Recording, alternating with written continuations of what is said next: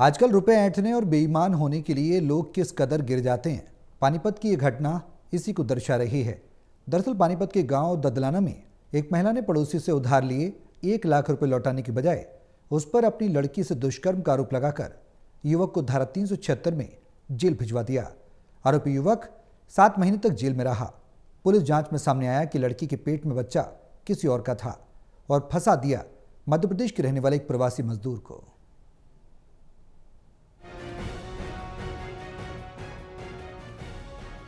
Police अफसर अक्सर ये मानते और कहते आए हैं कि दुष्कर्म के आधे से ज़्यादा मामले फर्जी होते हैं। बहुत बार आपसी सहमति से हुए इन मामलों को बाद में अलग अलग कारणों से दुष्कर्म और एफआईआर के लिए मामला आगे बढ़ जाता है।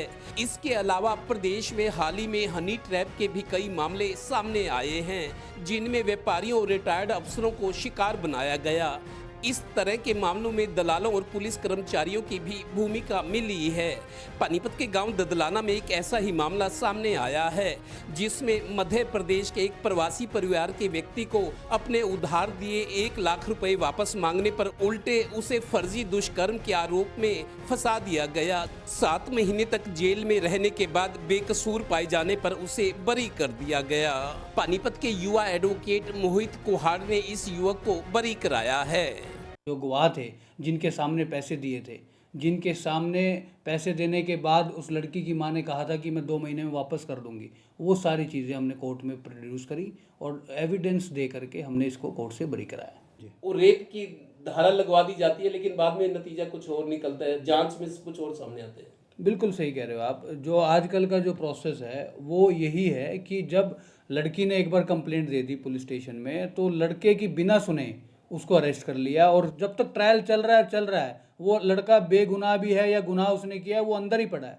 और जब वो ट्रायल कंक्लूड होगा, तब लास्ट में जब कोई एविडेंस नहीं होगा, कुछ नहीं होगा, लास्ट में जब वो बरी होगा, तो जो लड़के के ऊपर एक बलात्कारी का जो कलंक लगा और वो 2 साल तक जो उसने कस्टडी काटी, शायद कई लोगों ने खुदकुशी भी की है। खुदकुशी की है जनाब। मेरे खुद एक क्लाइंट ने खुदकुशी कर ली अंदर। दरअसल मध्य प्रदेश के एक प्रवासी परिवार का कमलेश पानीपत रिफाइनरी में नौकरी करता है।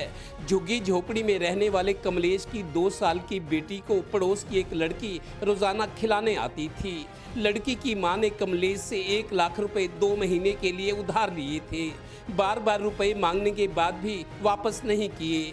दोनों परिवारों में थोड़ी तकरार होने पर लड़की की मां ने कमलेश पर अपनी बेटी से रेप का आरोप लगाकर उस पर धारा 376 लगवा दी।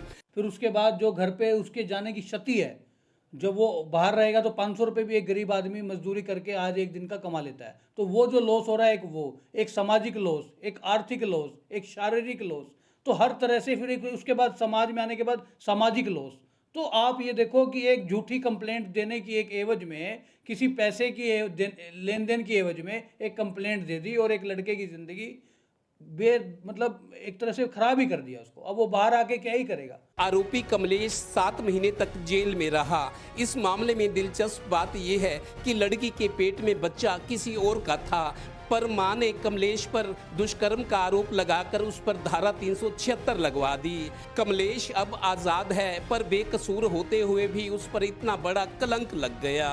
नमस्कार दोस्तों, मोहित कुहाड़ वकील साहब ने मुझे 376 के केस में बरी किया है, जो 2 साल अंदर काट के उसके बाद मेरी जमानत करवाई है। इसीलिए भैया ध्यान रखिएगा, आजकल जमाना बहुत खराब आ गया है। सहयोगी श्रीनिवास के साथ Devendra Kathoria, total news, Panipat bureau.